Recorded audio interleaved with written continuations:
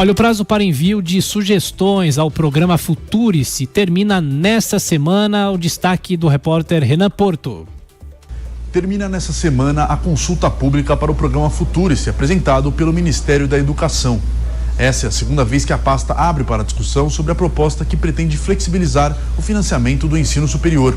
O programa altera leis para permitir que as instituições possam captar mais recursos além dos repassados pelo governo. Uma primeira versão foi apresentada em agosto do ano passado, mas não foi bem aceita pela comunidade acadêmica. O texto foi reformulado e apresentado às instituições de ensino antes de ser enviado ao Congresso Nacional. O diretor jurídico do SEMESP, Sindicato das Mantenedoras do Estado de São Paulo, José Roberto Kovac, reconhece que o programa tem pontos controversos, mas entende que a medida seria um caminho para aumentar a eficiência do ensino público no Brasil. A universidade pública, assim como a privada, uma não pode viver somente de tributos federais, a outra não só de mensalidades escolares. Essas alternativas, sim, são importantes. As consequências que se espera-se é que melhore a eficiência das universidades públicas, que se tenha uma integração, a possibilidade de integrar as universidades públicas e privadas no seu fim, que é comum, que é uma educação de qualidade. Um dos principais pontos estabelecidos pelo novo texto do Futurice é que as universidades participantes do programa terão prioridade nas bolsas do CAPES. De acordo com o MEC, a proposta apresentada dá mais segurança jurídica na relação entre instituições de ensino e as fundações de apoio. Para participar do programa, as universidades e os institutos federais devem assinar um contrato de resultado com o Ministério.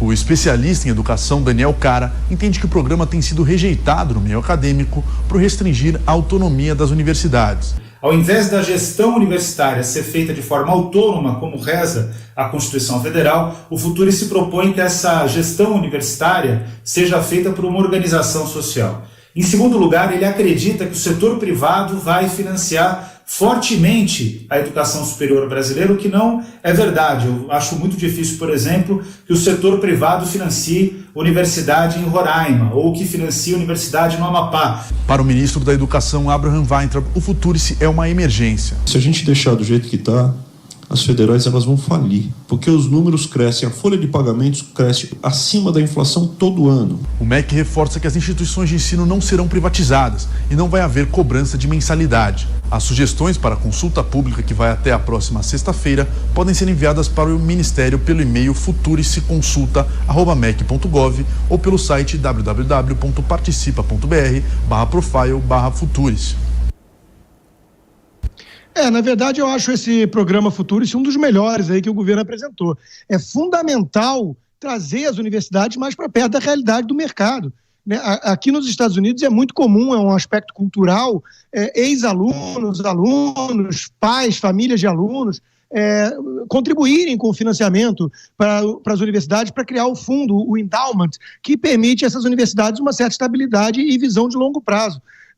O sujeito doa lá milhões às vezes, aí tem um prédio com o nome dele, tudo mais, tudo bem. E também é do interesse dele que a universidade continue de excelência, porque isso ajuda de alguma forma no seu currículo, ele estudou lá, ou então ele mesmo se sente grato por ter passado por lá e isso ter ajudado ele. Agora, para isso ser verdade, a universidade tem que ser eficiente de fato, não pode ser essas patotinhas que a gente vê em tantas federais hoje, que virou uma patotinha da turma ali de extrema esquerda, que realmente a folha de pagamentos consome 95%, às vezes quase 100% do orçamento dessas universidades, sem nenhum tipo de accountability, sem nenhuma prestação de contas em relação à eficiência. O Brasil, um país da dimensão que tem, não tem nenhuma universidade entre as 200 melhores do mundo. Às vezes entra a USP, sai da lista do ranking ali, mas é uma vergonha.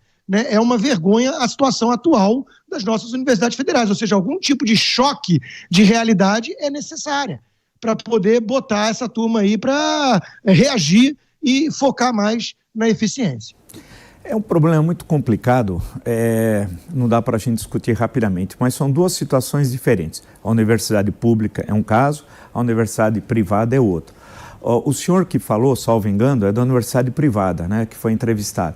Aí é um problema. Houve uma enorme expansão nas universidades privadas com o programa do PT, o programa ProUni, que concedeu bolsas. Então eu conversava com alguns donos de universidades privadas e eles estavam satisfeitíssimos com o PT, porque eles abriam 100 vagas e 100 vagas eram ocupadas. E não havia atraso de pagamento, porque o governo pagava religiosamente as mensalidades. Então, era um grande negócio. Mas a qualidade de ensino, aí que é o central, era com desculpa de se usar a expressão, era uma porcaria, era um horror. Então a pessoa passou 4 anos, saía com diploma. O que aconteceu? Não conseguia ter inserção no mercado de trabalho. Ao não ter inserção, não conseguia pagar o programa, que tem uma dívida fabulosa, são bilhões e bilhões de reais. Então, no caso da universidade privada, é necessário passar um pente fino, fazer uma avaliação. Lá atrás, na gestão Paulo Renato, faz tempo, havia mecanismos de avaliação que foram abolidos na gestão do PT, que exigia um número X de mestres, de doutores e avaliações constantes. Isso foi tudo abolido no governo PT. E, por outro lado, no caso das universidades públicas federais, que são diferentes das estaduais, especialmente das estaduais paulistas, houve uma expansão irresponsável para locais onde era necessário ter curso técnico, se criava uma universidade. E aí você cria um custo permanente de professores, corpo técnico administrativo, que são concursados e têm estabilidade, e também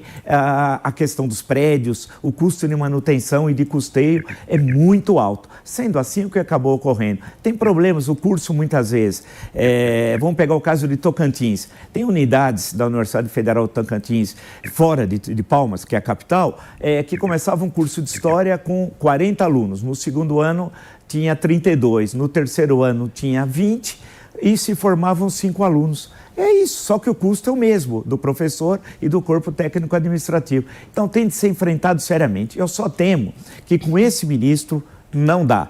Já houve uma substituição do Alvim, espero que seja pela Regina Duarte, espero que seja ela.